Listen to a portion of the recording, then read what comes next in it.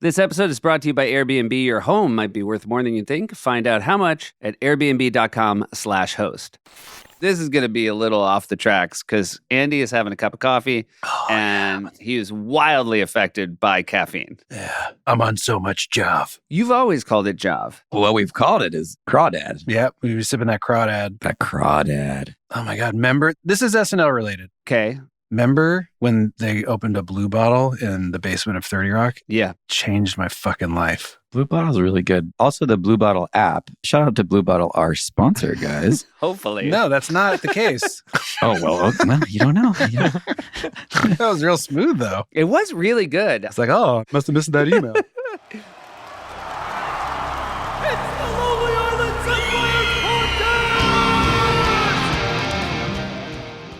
Hey guys, this is episode 8 of the Seth Meyers and Lonely Island podcast. Oh, you guys, bad news. I just had another sip. Little drummer boy drumming on his drum. Rum-tum tiddle-lum-tum. My God. How many coffees would you guys have on a Tuesday night SNL? 2.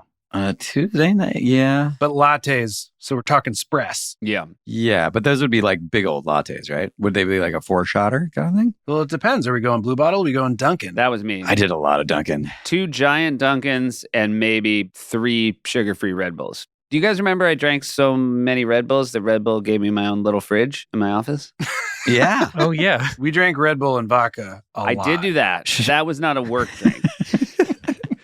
Guys, this episode is about laser cats. And obviously, I know a lot about coffee as well. Yeah, of course. But it's about laser cats. And before we get into laser cats, which is, I guess the longest recurring one a year, right? 7 total? Yeah, it's the only one we did every year. We were there. I do want to get to laser cats, but since cats are a pet, can we, Andy, just clear the air about the fact that we have been friends for a very long time? I've got a dog, Frisbee, who's now 11 years old, and you have been a real shitheel about my dog publicly Yeah. for years. Did Frisbee die? No, Frisbee didn't die. Well, then what's the conversation? Yeah, what's the issue?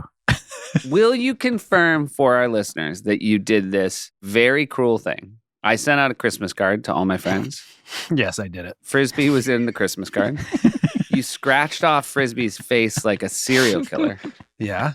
Sent it back to us. Yeah. That's a good bit. I've never heard that before. Well, don't send me that shit. The idea was you were so disgusted to see Frisbee that you had to scratch your face out and send the card back to us. Wait, Frisbee's a girl? See, this is what I'm talking about. You haven't even put in the bare minimum.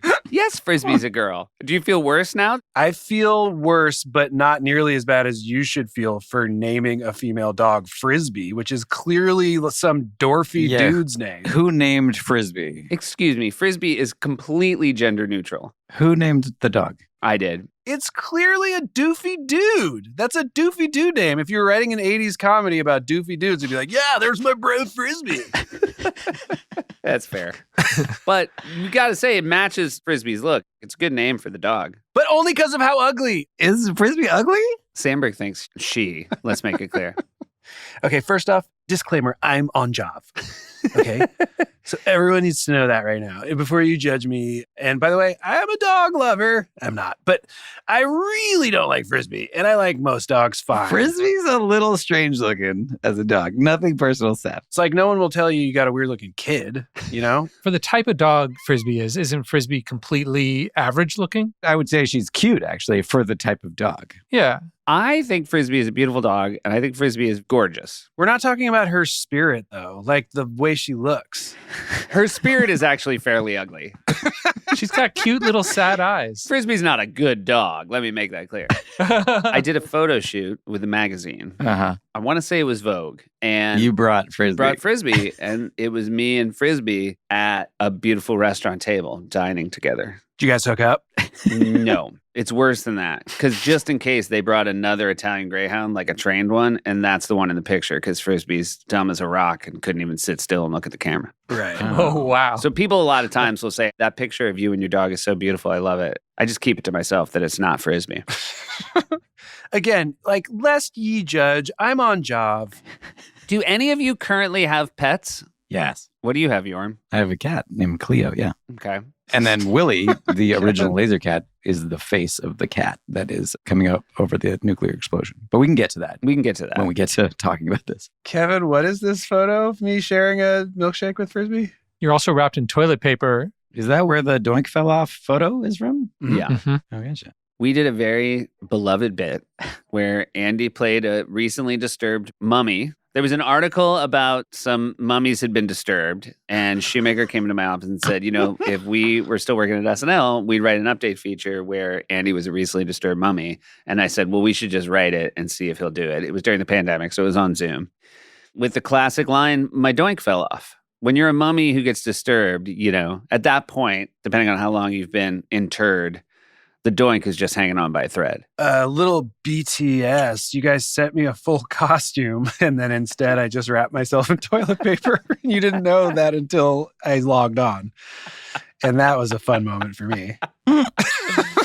Now, that is actually a good segue because that's some real lo-fi, low-budget comedy, which is what we're dealing with Laser Cats. And let me just say, here we are nearing the end of your first season. Totally new look. Laser Cats is very unique to anything you've done so far.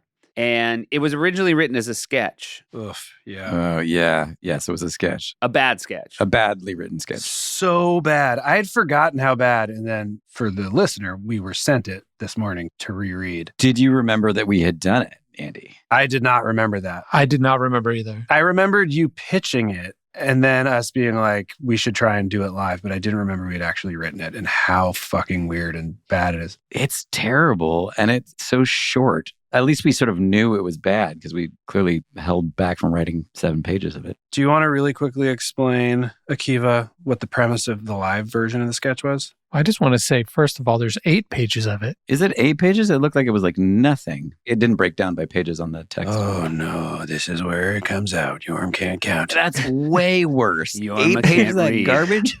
Yorm can't read or count. That's true. I was hoping to avoid scandal on this PCast, but now it's come out. Yorm can't count. I mean, remember how short it was? It was somewhere between like 1 and 100 pages. Oh, this mud's got me flying, Key. That cup of mud really got this guy wired. Yeah, that cup of mud is going right through you. He's going to have to go to the bathroom soon.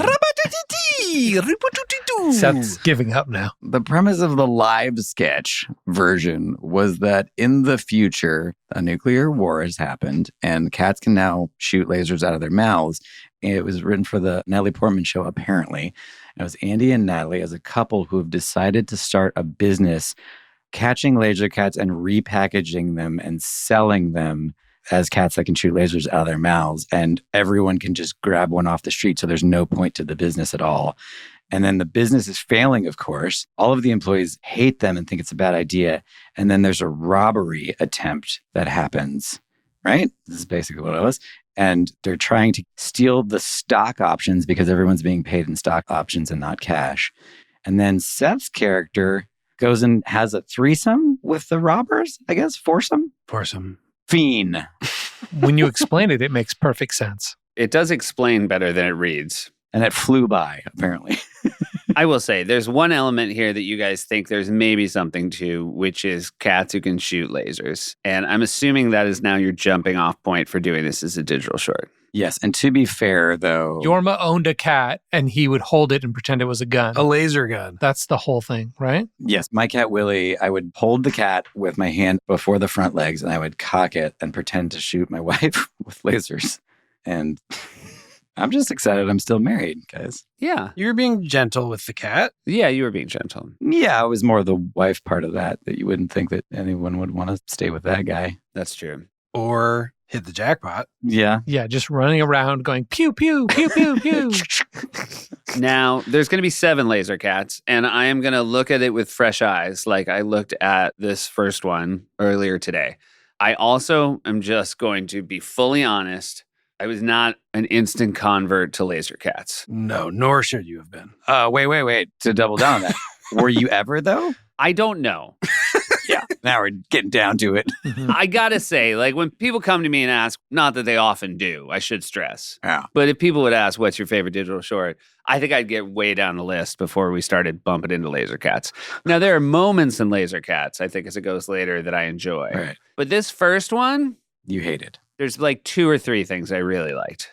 Okay, starting with the positive. That sounds about right. But you know what I'll say? For a pre-tape, that's not bad. That's not bad. Watching it again, it doesn't feel like the audience is fully on board. Would you say that's accurate? That was just because it was our first year, and I think that they were just warming up to us. I think later on they would have been totally on board, I think the lo-fi is a bit abrasive, and it's purposely so, but that can be a little hard to latch onto. Yeah. I will say it's one of my favorites for that reason. I like that it has a distinct contrast from the rest of the HD show, and that it's basically like knucklehead 12-year-olds running around 30 Rock being obnoxious and like driving a jazzy scooter souped up to look like a spaceship.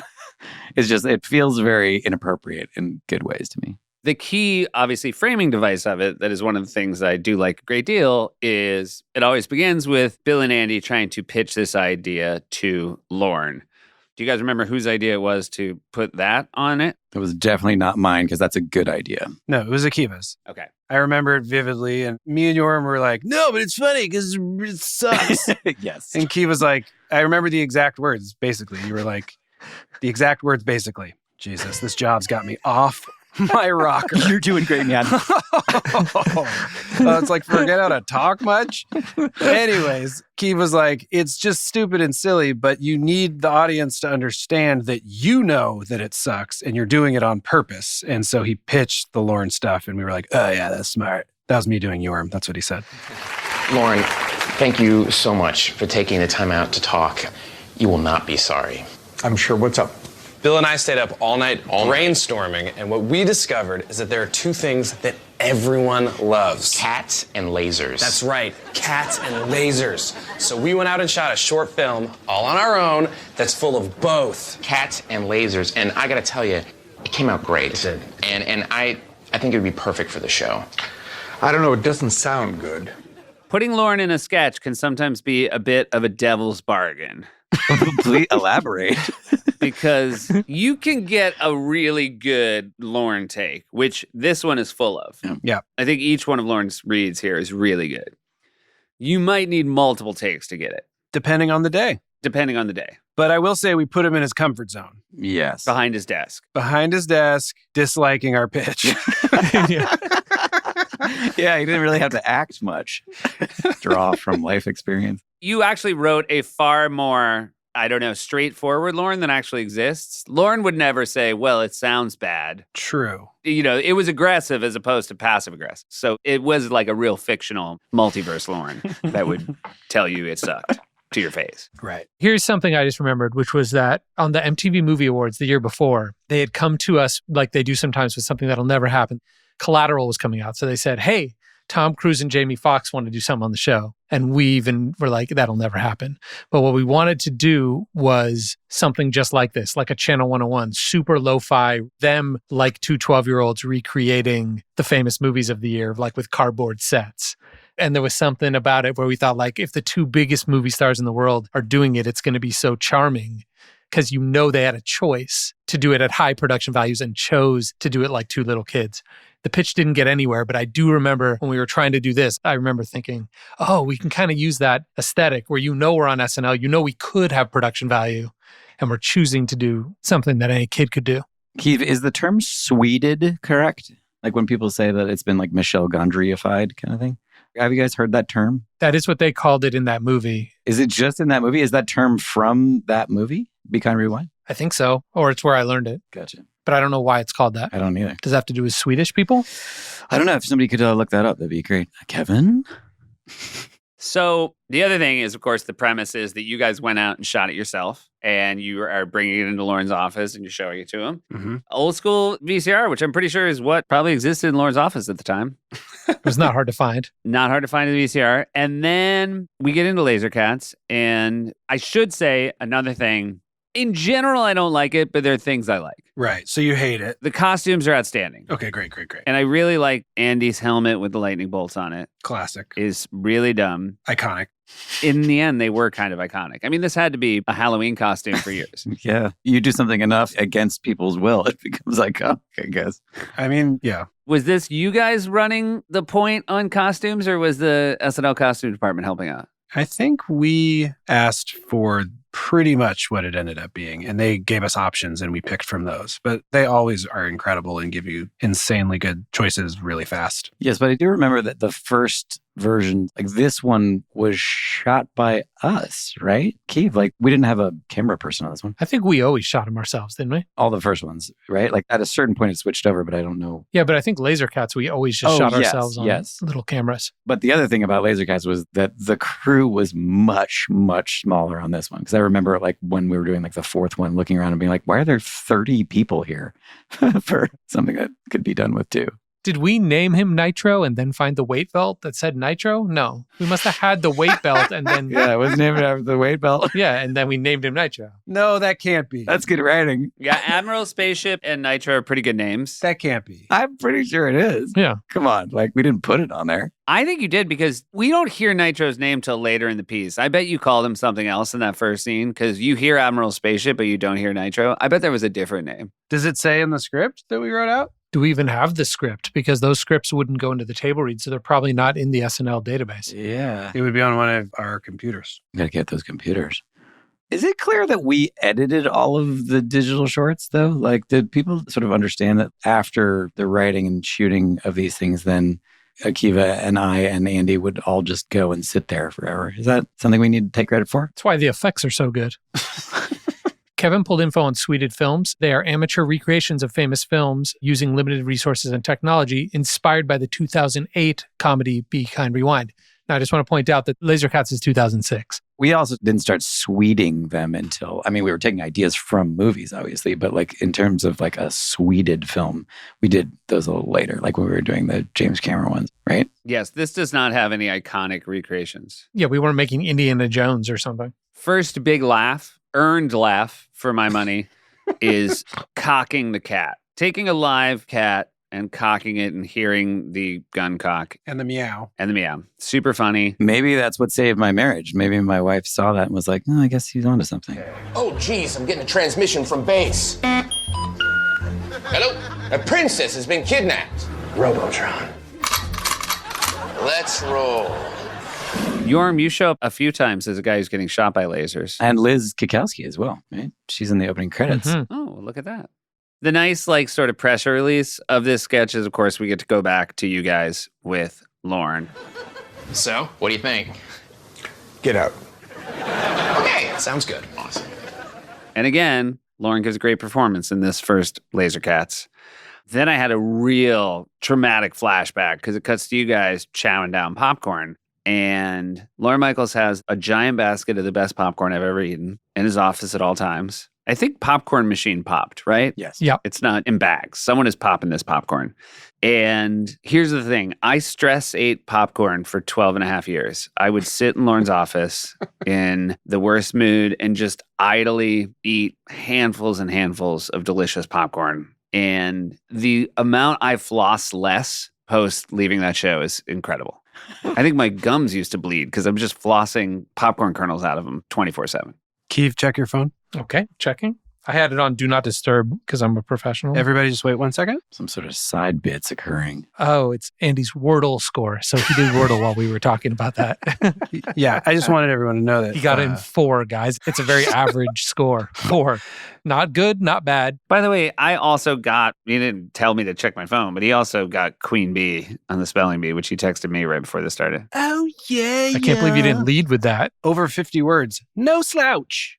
Anyways, I did Wordle because Seth was telling his popcorn thing. Should we move on? Yeah, let's move on. The Lonely Island podcast is supported by Airbnb.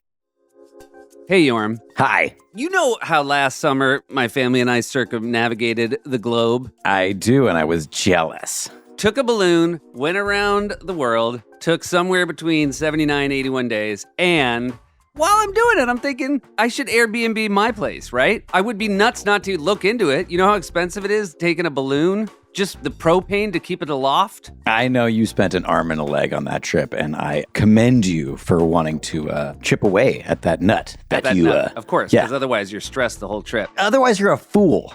You're a fool. You said it, and you're the first to say it. A lot of people don't realize they might have an Airbnb of their own right under their noses. It's a low-lift way to make sure you're using the space and even earning some money. Your home might be worth more than you think. Find out how much at airbnb.com/host. Don't be a fool. Crack that nut. Support for the Lonely Island and Seth Meyers podcast comes from Vuori. What am I doing, Seth? Yorm, are you working out? I'm working out right now. Oh my God, what are you wearing to work out in? A tuxedo. Oh, Yorm, you shouldn't work out in a tuxedo. You should work out in clothes from Vuori. Oh, what's that? Well, it's incredibly versatile and comfortable. It's designed to look great in everyday life, even outside the gym. Even though you're hardly ever outside the gym, right, Yorm? I'm a gym rat. Can I wear it on the red carpet, though? That's the only thing, because this tux looks good. Yorm, it's a fresh take on athleisure and a staple in your wardrobe. The Sunday Performance Joggers. Oh my God, Yorm, you got to get yourself a pair of Sunday Performance Joggers. It sounds great, Seth, all of this. Honestly, I'm going to say it sounds more comfortable than working out in this tux, which is a little tight-fitting, I got to say. Yorm, do you prefer things to have more style and less comfort, or more comfort and less style? Me wanty both, Seth. Well, good news. Vuori is equal parts style and comfort.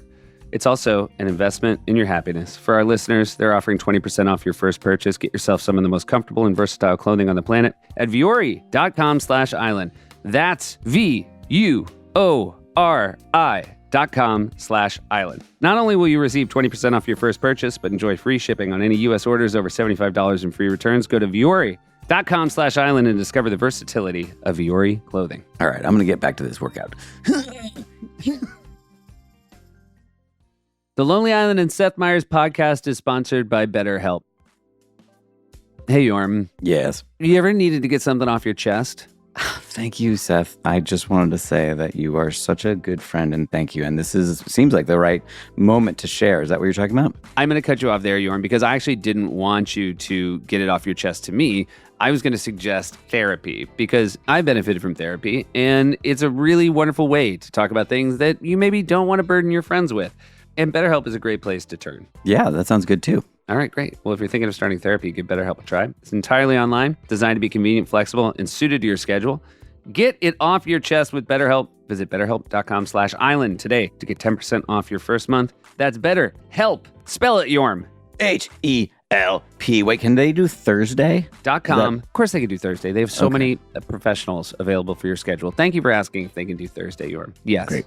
HELP.com/island. Yeah. Support for the Lonely Island and Seth Meyers podcast comes from LinkedIn Jobs. When you're hiring for your small business, you want to find quality professionals that are right for the role. That's why you have to check out LinkedIn Jobs. LinkedIn Jobs has the tools to help find the right professionals for your team faster and for free. Yorm, you're famously unhireable, correct? Oh my gosh, I've been fired so many times. I got fired from a Mercedes-Benz dealership for printing out my resume at work. So Yorm's the kind of guy you end up with when you don't use LinkedIn. Because LinkedIn isn't just a job board. LinkedIn helps you hire professionals you can't find anywhere else, even those who aren't actively searching for a new job but might be open to the perfect role. In a given month, over 70% of LinkedIn users don't visit other leading job sites. So if you're not looking on LinkedIn, you're looking in the wrong place. On LinkedIn, 86% of small businesses. Yorm, do you think that number is more or less than half? Half. I'm not good with numbers. Again, I got fired a lot. Again, you don't want to end up with Yorma working at your place of business. 86% of small businesses get a qualified candidate within 24 hours. Hire professionals like a professional on LinkedIn. Do it now. Post your job for free at linkedin.com/resource. That's linkedin.com/resource to post your job for free. Terms and what else do you think apply? Terms and what, Yorm? Hair conditioner. Terms and conditions apply. I got another big laugh out of you guys signaling each other. Andy, you sort of did that military thing of pointing at your eyes and then gesturing, and then Bill did another one. And you very subtly just say, I don't. What is that? Now I feel like we're letting people into the world of laser cats a little. The audience is now starting to pick up. Yeah. Mm-hmm. Also in that shitty old NBC cafeteria, which is long gone, but it's kind of crazy. When you see the cafeteria in the sketch, that is fully where SNL and famous A-list movie stars would have to eat their lunch on a Saturday. We shot in there a lot of times. Yeah. Yeah. We shot everywhere in that building, basically. Then we get a Lindsay Lohan cameo. She's the host, doesn't have a ton to do in this. I'm assuming she was super busy and you had a small window to use her in. That sounds right. Princess, you're being saved by us. Now that we've rescued you, who would you say you like better between the two of us? I want to say Nitro. Say Nitro. No, say that you want to have sex with both of us. Say you had sex with both of us. What? Just... No, that's enough. I had sex with both you guys. We wouldn't write that now, but it's okay. They're like 13-year-olds and it's like their fantasy. Very much. Everything about it's above board. They're 13-year-old dudes asking a cute girl who is absolutely not going for it and tells them to get out of there. Yeah. It does seem like it ends and you guys know you're going to do more. Really? Well, Andy dies. Yeah. There's nothing in the body of the Laser Cats film that is a joke other than the fact that Bill calls him Kimosabe. Bill says, damn these Laser Cats, and Andy says, no, damn us. That's just good writing. Yeah, that's good. Yeah, that is just good, right? And then there's an obvious 80-yard no, right? That's like super underplayed, like their parents are awake in the room next door. That's actually one of my favorite parts of it. It's when you do a fake yell as a kid where you go really quiet to make it sound far away. No, you stay with me. You stay with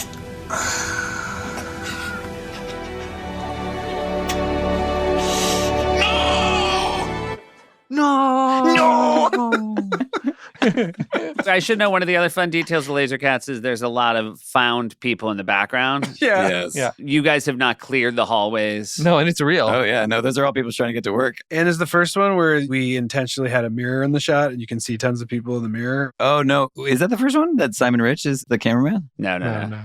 This one has Kenward walks out of the control room and stops. Oh, got it. Yeah. It truly was just us. There was not a single crew member with us. It was just us running around the halls. Yeah, totally. Good times. Nice mix of real cats and stuffed cats. That was a real eye-opener because we were able to get an animal wrangler, and it turns out you can't wrangle cats. They're unwranglable. Keeve just said there was no crew, so... No, he lied. Oh, right. I forgot. There was, of course, the proper PETA-approved wranglers. Yeah. Oh, that's true. A lot of those wranglers show up with the news that the animal that they have brought is not actually technically able to be wrangled. Yes, there's a lot of like, yeah, we can do that. They have a lot of bad news about the thing you want that animal to do and what it can actually do. Right. Yeah, it was a lot of like, can they go from here to here?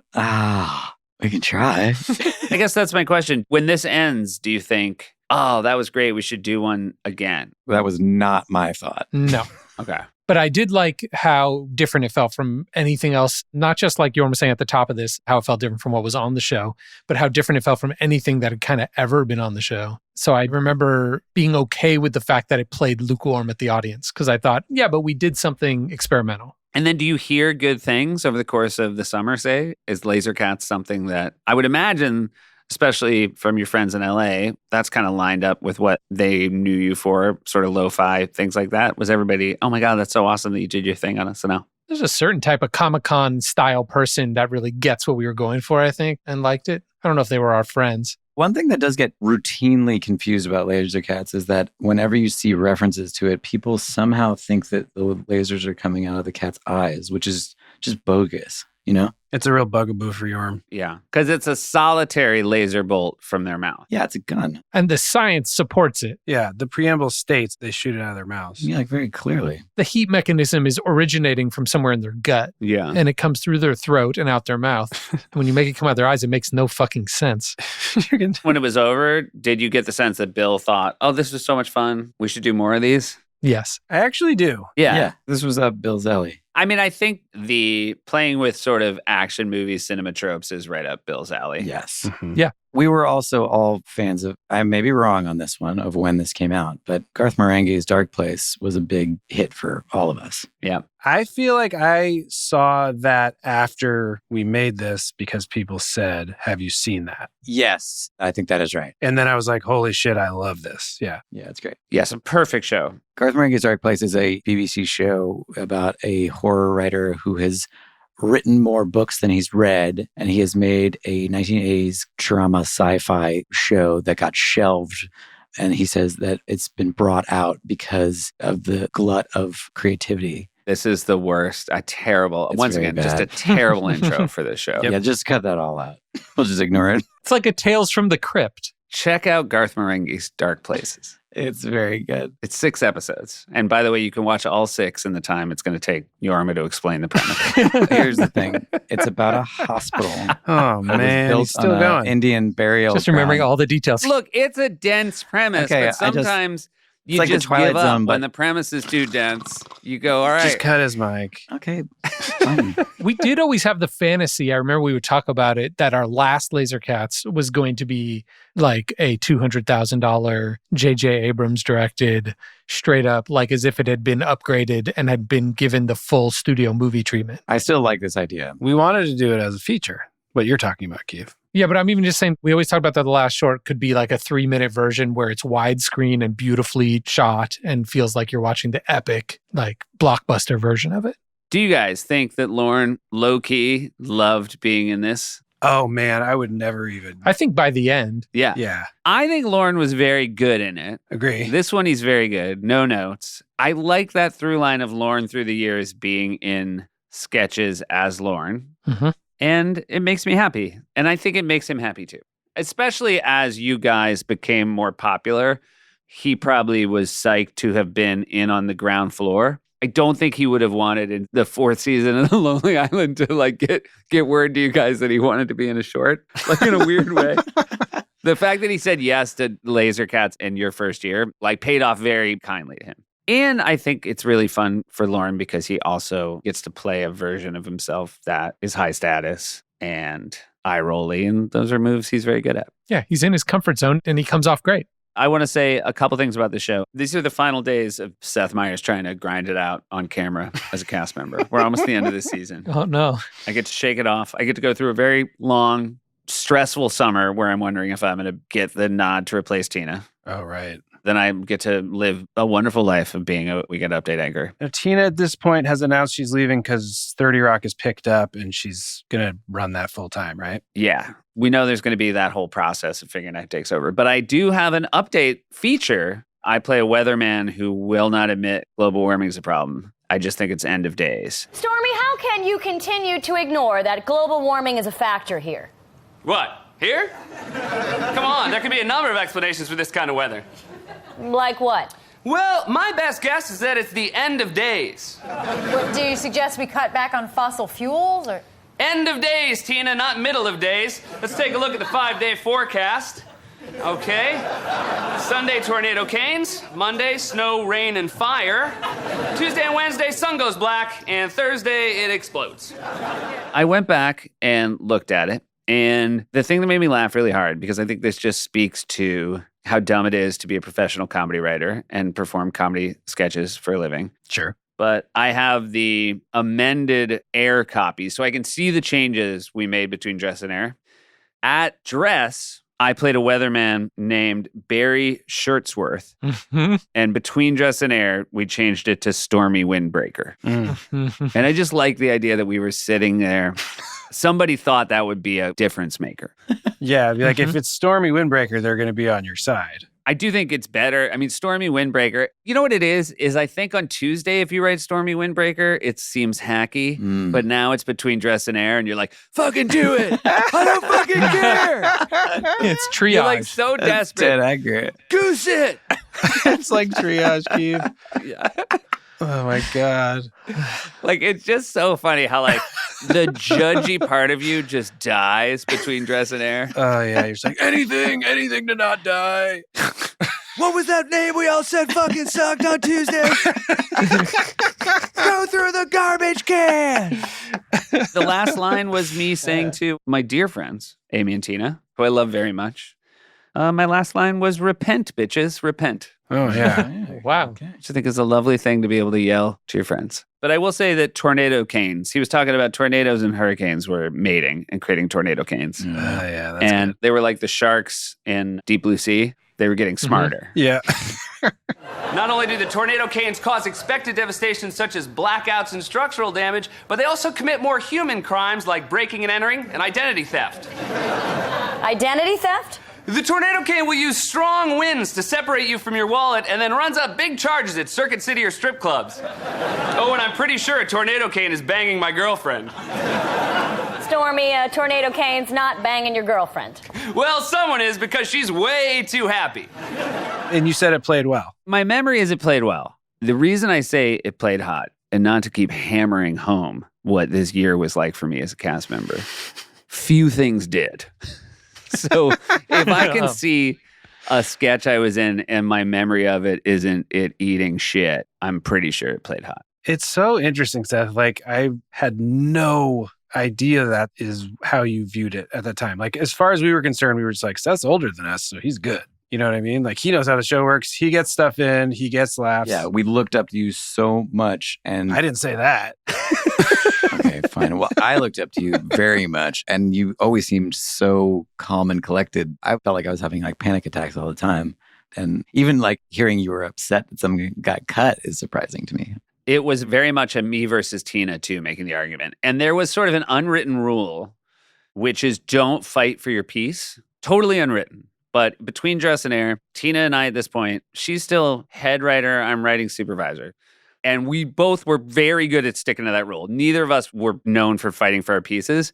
And yet it was the last sketch of the night, and we were both kind of putting our toe on the line. I think there was a little bit of dirty pool by both of us. I don't look back at that one fondly. How would you do that with Lorne? I think it would be some version of, I think that Tina would say, I just think for Lindsay, Anne Margaret's a great look. It's totally different than anything she's done in the show, which is totally true and fair, right? Her argument is better than mine. And I would say, I don't know, School Announcement has a lot of cast. Right. Played really well last time. And then Tina might say, yeah, is it that much different than last time?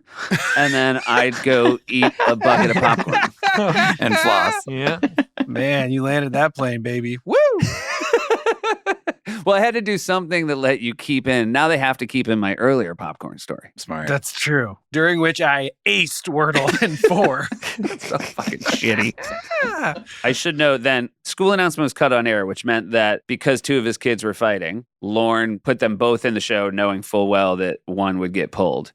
Now, the other thing about getting cut on air that makes it even worse is you got to go get in the costume. Mm-hmm. Oh, yeah, that's brutal. Cut a dress, you're mad at the time, but at least you're not dorking out in a full wardrobe and wig for a sketch that's not going to happen. Did you ever get caught, Andy, in an outfit of a sketch that didn't air during Good During Nights? Good Nights, yes. Yeah. It's so humiliating. Everyone's like, what was that from? You're like, why are you dressed like an alien in like full bald cap? And you're like, you got cut. It got cut and I didn't have time to change. I'm going to hug the host like this like a fucking loser. Are you not allowed to skip it? I don't know this. Cast has to be on stage, right? I never skipped Good Nights. I never skip Good Nights. But is that a rule? Like, is that an unwritten rule at SNL? I think you could get away with it. Nobody would notice. yeah. But I felt there was something so important and ritualistic about being there for Good Nights. Even if I was in a terrible mood, I thought it was really special. I agree, but I will say I think I have memories. And again, this is not a sharp memory, but I feel like in the history of the show during our time there, people would be mad about whatever happened to their show that night and would skip Good Nights like out of spite. You know what I mean? Yeah. Well, what you just described sounds like the worst humiliation possible, especially if you wrote it and were proud of it, and then you're sitting there in the costume. Yeah. So, yeah, I would think that somebody must have skipped out. I will say, in our era, Andy, I think most of the people would, when they hugged you during Good Nights, laugh in a good way about the fact. And like point you towards the camera and try and get you on camera in it. Well, yeah. Hey, look at this fucking full pirate. Didn't hear it. The thing that would maybe bring me the most shame is if you had to like sit sort of with your eyes peeled back. What's the famous movie? Clockwork Orange. Yeah, Clockwork Orange. If I had to Clockwork Orange all the good nights where I just sort of awkwardly was going to hug the host and then someone else was hugging them and then they were having a conversation and you just kind of get caught standing and waiting while credits roll. That's something would be that my you should nightmare. be allowed to see on your deathbed, like right before you die. Yeah. There were a lot of hosts during our time that really just wanted to give Wig a hug. Yeah. Where there was like, she's the best. I'm going to hug I'm her. going to steal her essence. And you'd be like, okay, I'm going to get out of the way of this hug. Yeah. And then you just like hug Bill again. Of course, he'll hug you. We talked about School Announcements, which was a sketch I wrote for Dane Cook that aired. Yes. I was very happy with it. I tried it a second time. Yeah. Got cut. I really remember between Dress and Air, came down to either that, School Announcements, or Lost Movie was the sketch that aired instead, where Lindsay Lohan played Anne Margaret, and Fred played Liberace, and it was a Bye Bye Birdie movie that did terribly with critics. And again, I remember being super mad my sketch got cut. I am now very happy to admit that the right call was made. And it was just about how they had no chemistry as actors. And it was a lot of Daryl. Oh, Libby, we're finally alone. I wish my brother George was here. You know, Libby, I'm a little chilly right now. Maybe you could loan me your cape? I'd love to, but I can't. This cape has over 15,000 diamonds in the collar alone. I've got an idea. How about if you just keep me warm? No, thank you. This is my favorite line. It's a movie, but Fred as Liberace keeps talking to the camera. And Daryl, who is playing Robert Osborne, who Sudeikis would later play, has one of my favorite lines. Their absolute lack of chemistry was reinforced by Liberace's insistence of looking directly into the camera. Was this the first time that Fred played Liberace? That's a good question. I feel like it might have been. He starts doing it all the time in Vincent Price, but I don't know if he did it in the first Vincent Price. And we learned later that he worked at Radio City during Liberace's crazy run of shows, right? Fred was an usher at Radio City. And again, we should probably have Fred on to tell this story. But my memory was the first night Fred was there, Liberace told this story about there's a couple here tonight. And when they were young lovers, they came and saw me in Las Vegas. And that night he proposed to her. And they've been married for 40 years, and they're here tonight. And a spotlight flashed into the audience, and the place went crazy, and then he played a song. And then Fred said the next night, he told the exact same story, and the spotlight was in the exact same place. Like, nobody even, looked to see who was on. It's just a perfect story to tell that made everybody feel like it was special. Oh, my God. Wait, was it the same couple every night that were plants? I don't think there was even a couple there. I think it was just, like, he just a wild gestured. Oh, that's so great. Everyone just looks around and no one's actually the subject. Yeah. That is showbiz. To learn a wonderful showbiz lesson from an old pro like that, who was shamelessly doing a thing you might incorrectly judge as being insincere. It wasn't. It was showmanship, and it made everybody feel good. And I just love that Fred saw it. I like to think that I'm very happy at all the experiences Fred had, because I feel like it really speaks to his wide range of talents.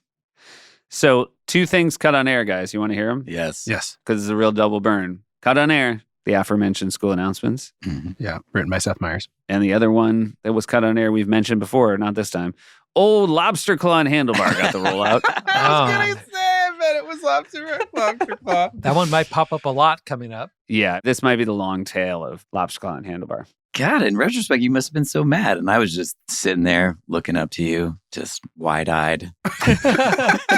So, again, we keep saying him. Shoemaker was the one guy who knew how crazy I was going all the time. And then I think everybody else, I tried to present a pretty good face. I mean, I did still love working there, even when I was going crazy. SNL is like that because I remember one time, my first season, I had some weird interaction with Poehler. And I said something as a joke. And then for the next 3 hours spun out thinking I had offended her. I don't remember what it was. And then found her later that afternoon and was like, hey, I just wanted to say I'm sorry. I was just joking around. She was like, what? And I was like, I just feel like I offended you. And she was like, Samberg, I don't know what you're fucking talking about, buddy. And I was like, oh. And she was like, it's fine. Don't worry about it. And she was like, just a little word of advice. No one's thinking about anyone but themselves here. Yeah, fucking great advice. I was like, oh, okay. And that wasn't her saying you got to be selfish. It was like nobody is as tuned into your thing. Yeah, and it's just head down, desperately trying not to get fired. Yeah, you can be sloppy, you can be messy, you can take big swings and miss. And that thing when you eat shit at the table and in your head, everyone is behind their office doors saying, oh my God. But nobody has time to worry about you. No, unless your sketch gets picked and theirs doesn't. Right. Then they're going to sit in their office with a little something to sip and talk about why yours is dog shit. That is true. I'm almost out of that era. I'm very excited. We're about to get to a much happier Seth Meyers when we get into the next season. And look, you're half the name of the podcast. That's true. I mean, I've done pretty well for a guy who couldn't fucking see the light of air with the one digital short he wrote. Guess what, dudes? I'm half the podcast. Guess what, motherfuckers? I'm coming for update. From update feature to Anchor. Oi, oi, oi. Well, that's Laser Cats. That was the first of many Laser Cats. Mm-hmm. Next week, we're going to double up with a couple, and then we've got your big season finale. Can't wait. We're going to do Testicles Oh, boy. with Tom Hanks. Tom Hanks. Oh, that's so We're okay. not going to have a lot to say about that. Okay, this is very interesting. Or maybe we will. I think sadly we'll have more to say about that. I have a lot to say. This is great. I'm glad. Because my memory of Testicles is like the noise you just made. All right, so we got Testicles with Tom Hanks, no less. Remember when you asked us, were there some you wish hadn't aired? Yeah, that's one of them. Oh, interesting. So that's where you guys are at. Oh, for sure. Still embarrassed. Then Peyote. Right. The second one we ever shot aired finally. Yeah. And then Andy Walking, which is good time. That's the season finale. Well, look at us. We've done it again. Love you guys. Love you too. Love you, buddy. The Lonely Island and Seth Meyers podcast is supported by Airbnb.